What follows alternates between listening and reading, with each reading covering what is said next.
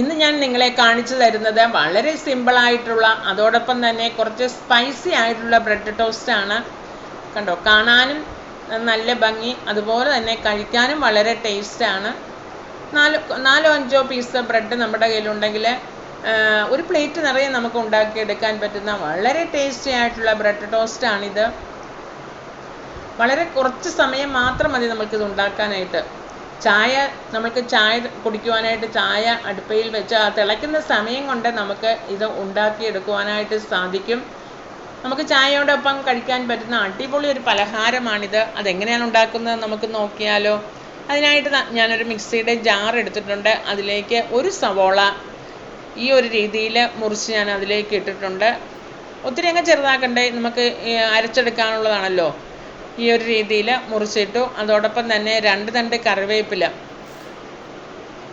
നമ്മുടെ വീട്ടിലുള്ള നല്ല ഫ്രഷ് ആയിട്ടുള്ള കറിവേപ്പിലയാണല്ലോ, അതിലേക്ക് ഇട്ട് കൊടുത്തു.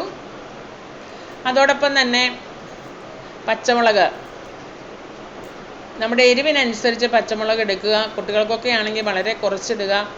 മുതിർന്നവർക്ക് കഴിക്കാനായിട്ട് സ്പൈസി ആയിട്ട് ഇഷ്ടമുണ്ടെങ്കിൽ കൂടുതലിടുക. ഞാനിപ്പം 2 പച്ചമുളക് ഇട്ട് കൊടുത്തു. അതോടൊപ്പം തന്നെ ഒരു കഷ്ണം ഇഞ്ചി എടുത്തിട്ടുണ്ട്. ഇഞ്ചി ചെറുതായിട്ട് അരിഞ്ഞ് നമുക്ക് ഇട്ട് കൊടുക്കാം. അതുപോലെ തന്നെ അങ്ങ് ഇട്ട് കൊടുത്താൽ അത് അരയാതെ കിടക്കും. അതുകൊണ്ട് തന്നെയാണ് നമ്മൾ ഒന്ന് ചെറുതാക്കി ഒന്ന് കനം കുറഞ്ഞ് അരിഞ്ഞ് അങ്ങ് ഇട്ട് കൊടുക്കണം. എന്നാലേ നമുക്കത് അരയുന്ന കൂട്ടത്തിൽ നന്നായിട്ടൊന്ന് അരഞ്ഞ് കിട്ടത്തുള്ളൂ. അതോടൊപ്പം തന്നെ 2 വെളുത്തുള്ളിയും കൂടി ഇടുന്നുണ്ട്. വെളുത്തുള്ളിയുടെ ടേസ്റ്റ് ഇഷ്ടമാണെങ്കിൽ കുറച്ചുകൂടി കൂടുതലിടുക. ഈ ടേസ്റ്റ് ഇഷ്ടമില്ലെങ്കിൽ അതിട്ടില്ലെങ്കിലും കുഴപ്പമില്ല. എന്തായാലും ഞാൻ 2 വെളുത്തുള്ളിയും കൂടി അരിഞ്ഞിട്ടിട്ടുണ്ട്. ഇനി നമ്മൾക്ക് വേണ്ടത് മല്ലിയിലയാണ് വേണ്ടത്. ഞാനിപ്പോൾ ഒരു കപ്പ് നിറച്ച് മല്ലിയില ഇട്ടിട്ടുണ്ട്. മല്ലിയില എന്തോരം ഇടാവോ അത്രയും നല്ലതാണ്. നല്ലൊരു കളറും കിട്ടും, നല്ല ടേസ്റ്റും കിട്ടും. ഇപ്പം ഞാൻ 1 കപ്പ് മല്ലിയില ഇട്ടിട്ടുണ്ട്.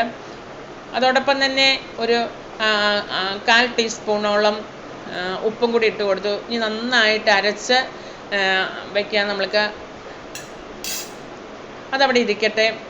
ഇനി നമ്മൾക്കൊരു പാത്രത്തിലേക്ക് 2 മുട്ട ഉടച്ചൊന്ന് ഒഴിച്ചു കൊടുക്കുകയാണ്. കോഴിമുട്ടയാണ് എടുത്തിരിക്കുന്നത്. 2 കോഴിമുട്ട ഒരു പാത്രത്തിലേക്ക് ഞാൻ ഉടച്ചൊഴിച്ചു കൊടുത്തു. ഇനി നമുക്ക് അതിലേക്ക്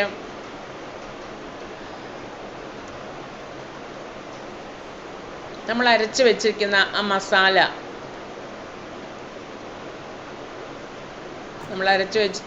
നമ്മൾ മിക്സിയിലെ അരച്ച് വെച്ചിരിക്കുന്ന ആ മസാല വെള്ളം ഒഴിക്കാതെയാണ് ഞാൻ അരച്ചത്. സ്വല്പം വെള്ളം ഒഴിച്ചാലും കുഴപ്പമില്ല. എന്തായാലും നമ്മൾ മിക്സി കഴുകുമ്പോൾ കുറച്ച് വെള്ളം ഒഴിക്കേണ്ടി വരും. അതുകൊണ്ട് തന്നെ ഞാനിപ്പം വെള്ളം ഒഴിക്കാതെയാണ് ആ സവോളയുടെ ആ വെള്ളത്തിലാണ് അത് അരഞ്ഞ് കിട്ടിയിരിക്കുന്നത്. ഇനി അത് നമുക്ക് ആ 2 മുട്ട നമ്മൾ ഉടച്ചൊഴിച്ച ആ പാത്രത്തിലേക്ക് നമ്മൾ അരച്ച് വെച്ച ആ മസാലയും കൂടി ഇട്ട് കൊടുക്കുക. നമ്മൾക്ക് അത് നന്നായിട്ട് സ്പൂൺ കൊണ്ട് ഒരു സ്പൂൺ ഉപയോഗിച്ച് ഇതുപോലെ നമുക്ക് ഒന്ന് വടിച്ച് ഇട്ട് കൊടുക്കാം. അപ്പം അതിനുശേഷം നമ്മൾക്ക് അതിലേക്ക് ഒത്തിരി വെള്ളം ഒഴിക്കണ്ട. ഒരു ടേബിൾ സ്പൂണോളോ ഒരു ടേബിൾ സ്പൂണോ 2 ടേബിൾ സ്പൂണോ 2 ടേബിൾ സ്പൂണിൽ കൂടണ്ട. അത് വെള്ളമൊഴിച്ച് മിക്സി കഴുകി നമുക്ക് അതിലേക്ക് ഒഴിക്കാം. ഇപ്പം മസാല മുഴുവൻ ഞാൻ വടിച്ചിട്ടിട്ടുണ്ട്. ഇനി ഞാൻ കുറച്ച് വെള്ളം 2 ടേബിൾ സ്പൂണോളം വെള്ളം ഒഴിച്ചിട്ടുണ്ട്. ഇനി അതും കൂടി അത് മിക്സി ഒന്ന് കഴുകി അതിലേക്ക് ഒഴിച്ചു കൊടുക്കാം. ആ മസാല മുഴുവൻ നമുക്ക് ഇങ്ങോട്ട് കിട്ടുന്നതിന് വേണ്ടിയിട്ടാണ് ഇച്ചിരി വെള്ളം കൂടി ഒഴിച്ച് കൊടുത്തത്. ഇനി നമുക്കതെല്ലാം കൂടി ഒന്ന് അടിച്ച് യോജിപ്പിച്ചെടുക്കാം. ആ മുട്ടയൊക്കെ ഒന്ന് ആ മസാലയിലൊന്ന് അടിച്ച് കിട്ടണം. അതുപോലെ നമ്മൾക്ക് നന്നായിട്ട് ഒന്ന് അടിച്ചെടുക്കാം. അതോടൊപ്പം തന്നെ ഉപ്പ് നോക്കിയിട്ട് ഉപ്പ് കുറവുണ്ടെങ്കിൽ ഉപ്പ് ചേർക്കുക. ഞാൻ ഒരു തരി ഉപ്പും കൂടി ചേർത്തിട്ടുണ്ട്. നമ്മൾ ഓൾറെഡി ഉപ്പ് ചേർത്തിട്ടുള്ളതാണ്. ടേസ്റ്റ് ചെയ്ത് നോക്കിയിട്ട് കുറവുണ്ടെങ്കിൽ ലേശം ഉപ്പ് ചേർക്കുക. എന്നിട്ട് നന്നായിട്ട് ഇതുപോലെ ഒന്ന് സ്പൂൺ കൊണ്ട് ഒന്ന് അടിച്ചെടുക്കുക. ഞാൻ നന്നായിട്ട് അടിച്ചെടുത്തിട്ടുണ്ട്. ഇനി അതിലേക്ക് ഞാൻ ഒരു ടീസ്പൂണോളം ചില്ലി ഫ്ലേക്സും കൂടി ഇടുന്നുണ്ട്. അതും കൂടി ഇട്ടിട്ട് നമ്മൾക്ക് ഒന്ന് ഇളക്കി യോജിപ്പിക്കാം. കാരണം നമ്മളുടെ സ്പൈസി ആയിട്ടുള്ളൊരു ബ്രെഡ് ടോസ്റ്റ് ആണല്ലോ. കുട്ടികൾക്ക് കൊടുക്കുകയാണെങ്കിൽ ചില്ലി ഫ്ലെക്സ് ഒന്നും ഇടണ്ട കേട്ടോ. അതുപോലെ പച്ചമുളകാണെങ്കിൽ ഒരു ലേശം പച്ചമുളക് ഇട്ടാൽ മതി. കുട്ടികൾക്ക് സെപ്പറേറ്റ് കുറച്ച് മസാല മാറ്റി വെച്ചിട്ട് നമ്മൾക്ക് സ്പൈസി ആയിട്ട് തന്നെ ഉണ്ടാക്കാം. അത് നല്ല ടേസ്റ്റാണ് കേട്ടോ. ഇത് ഇപ്പം ഞാൻ ഒരു 5 പീസ് ബ്രെഡ് എടുത്തിട്ടുണ്ട്. ഇനി നമ്മൾക്ക് ആ ബ്രെഡ് ഒന്ന് മുറിച്ചെടുക്കാം. ഇതുപോലെ ഈ ഒരു രീതിയിൽ ഒന്ന് മുറിച്ചെടുക്കാം. മുഴുവനായിട്ട് നമ്മൾ ആ മസാലയിൽ മുക്കി ഉണ്ടാക്കുന്നതിനെക്കാട്ടി നല്ലത് നമ്മൾ ഇതുപോലെ മുറിച്ചെടുത്ത് ഉണ്ടാക്കുകയായിരിക്കും നല്ലത്. അതുകൊണ്ട് തന്നെ ഞാനത് എല്ലാ ബ്രെഡും ഇതുപോലെ മുറിച്ചെടുത്തു. ഇനി അതവിടെ ഇരിക്കട്ടെ. ഞാനൊരു നോൺ സ്റ്റിക്ക് പാന് ചൂടാകാനായിട്ട് വെച്ചു. പാനൊന്ന് ചൂടായി വരുമ്പോൾ നമുക്ക് ഒത്തിരി എണ്ണയൊന്നും വേണ്ട. ഒരു ടീസ്പൂണോളം എണ്ണയും ഞാനിപ്പോൾ ഒഴിച്ചിട്ടുള്ളൂ. കണ്ടോ, എണ്ണ കൂടുതൽ വേണോ എന്ന് താല്പര്യമുള്ളവർക്ക് എണ്ണ കൂടുതൽ ഒഴിക്കാം. ഇനി അഥവാ എണ്ണയല്ല ബട്ടർ വേണമെങ്കിൽ ബട്ടറും ഉപയോഗിക്കാവുന്നതാണ്. അതിനുശേഷം നമ്മൾക്ക് ഓരോ പീസ് ബ്രെഡ് എടുത്ത് നമ്മൾ ആ കലക്കി വെച്ചിരിക്കുന്ന മുട്ടയുടെ കൂട്ടിലേക്ക് ഒന്ന് മുക്കിയതിന് ശേഷം നമുക്ക് പാനിലേക്ക് ഇട്ട് കൊടുക്കാം. കണ്ടോ, ഈ ഒരു രീതിയിൽ ആ മസാലയിലൊന്ന് മുക്കി ബ്രെഡൊന്ന് മുക്കിയതിന് ശേഷം നമുക്ക് പാനിലേക്ക് ഇട്ട് കൊടുക്കാം.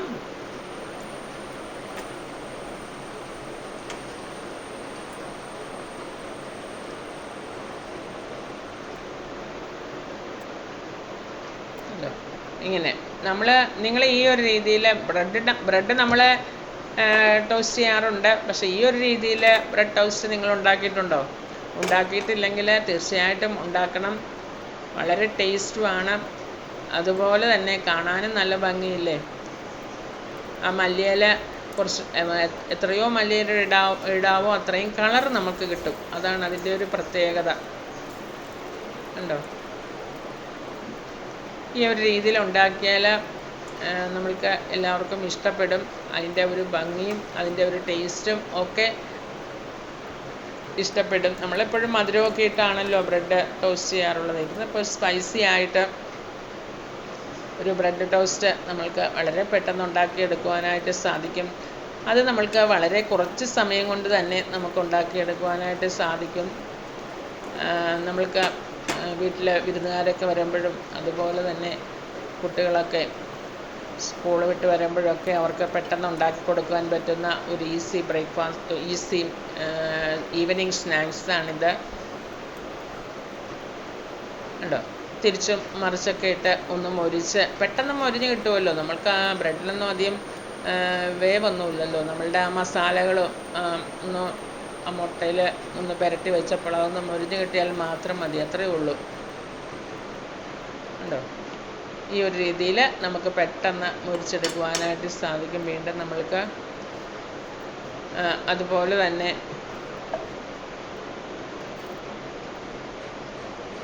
ലേശം എണ്ണ ഒഴിച്ച് നമ്മളുടെ പാനിലേക്ക് ലേശം എണ്ണ ഒഴിക്കുക. വളരെ കുറച്ച് എണ്ണ. കണ്ടോ, ഇനി നെയ്യാണെങ്കിൽ അല്ലെങ്കിൽ ബട്ടറാണെങ്കിൽ അത് ഉപയോഗിക്കുക. ഞാൻ ഒരു ടീസ്പൂണോളം എണ്ണയെ ഞാൻ ഒഴിക്കുന്നുള്ളൂ. വീണ്ടും നമ്മൾക്ക് ആ മസാലയിൽ മുക്കി നന്നായിട്ടൊന്ന് മുക്കി പൊടിഞ്ഞു പോകാത്ത വിധത്തിൽ പതുക്കെ ജസ്റ്റ് ഒന്ന് മുക്കിയെടുത്താൽ മതി. കൂടുതൽ നേരം നമ്മൾ ആ മസാലയിൽ ഇട്ടുകൊണ്ട് ഇരുന്നാൽ നമ്മളുടെ ബ്രെഡല്ലേ അത് പെട്ടെന്ന് ഒടിഞ്ഞു പോകാൻ സാധ്യതയുണ്ട്. അതുകൊണ്ട് തന്നെ ജസ്റ്റ് ഒന്ന് പതുക്കെ മസാലയൊക്കെ പുരട്ടി വെച്ച് കൊടുക്കുക. 2 മുട്ടയെ നമ്മൾ എടുത്തിട്ടുള്ളൂ. ഇനി ആവശ്യമുണ്ടെങ്കിൽ 3 മുട്ട, കുറച്ചും കൂടിയൊക്കെ മസാല പുരണ്ടിരിക്കണമെങ്കിൽ 1 മുട്ടയും കൂടി എടുത്താലും കുഴപ്പമില്ല. ഞാനിപ്പോൾ 2 മുട്ടയെ എടുത്തിട്ടുള്ളൂ. 2 മുട്ട കൊണ്ട് നമുക്ക് ഇത്രയും ഒരു പ്ലേറ്റ് നിറയെ നമ്മൾക്ക് ഉണ്ടാക്കിയെടുക്കുവാനായിട്ട് സാധിക്കും. ഉണ്ടോ, ഈ ഒരു രീതിയിൽ നമുക്ക് അതിൻ്റെ മുകളിലേക്ക് ഇങ്ങനെ മസാല ഒന്ന് പുരട്ടി കൊടുത്തിട്ട്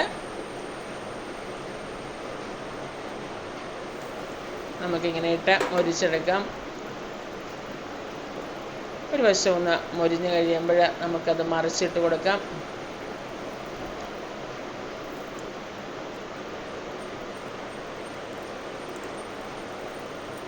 ഈ ഒരു രീതിയിൽ പെട്ടെന്ന് തന്നെ മുരിഞ്ഞ് കിട്ടുമല്ലോ നമുക്ക്. ഈ ഒരു രീതിയിൽ നമുക്കത് മറിച്ചിട്ടതിന് ശേഷം ഒരു 4-5 മിനിറ്റ് ഒന്ന് മറിച്ചിട്ടതിന് ശേഷം ഒരു 4 മിനിറ്റ് കഴിയുമ്പോൾ നമ്മളുടെ ബ്രെഡ് പീസ് നമുക്ക് എടുക്കാവുന്നതാണ്.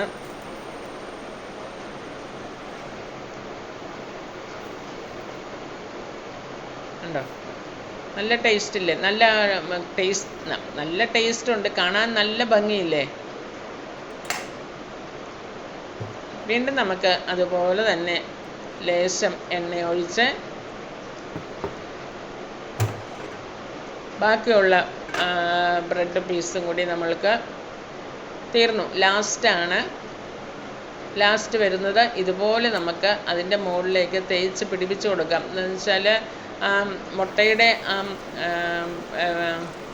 മുട്ടയൊക്കെ കുറച്ച് കുറഞ്ഞു നമ്മൾ ഇത്രയും ഉണ്ടാക്കി വന്നപ്പോൾ. അപ്പോൾ അവസാനം നമ്മൾ ബാക്കിയുള്ള മസാലകളൊക്കെ അതിൻ്റെ മുകളിലേക്ക് ഇതുപോലെ ഒന്ന് തേച്ച് പിടിപ്പിക്കുക. ഉണ്ടാവും. അങ്ങനെയെല്ലാം തേച്ച് പിടിപ്പിച്ചതിന് ശേഷം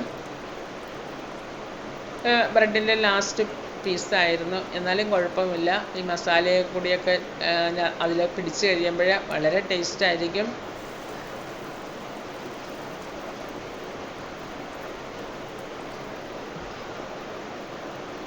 അങ്ങനെ എല്ലാ പീസും ഞാൻ ഇതുപോലെ മസാല പുരട്ടി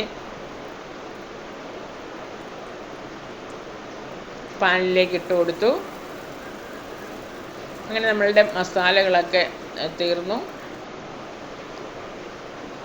ഇനി നമുക്ക് അത് മറിച്ചിട്ട് കൊടുക്കാം.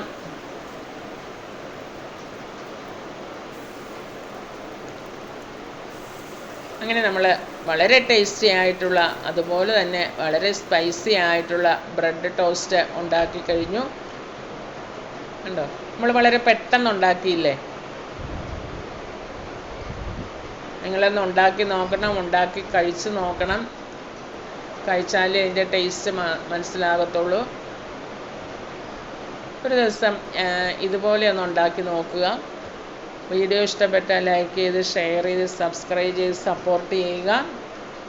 അതുപോലെ തന്നെ ഉണ്ടാക്കി നോക്കുക. ഓക്കേ.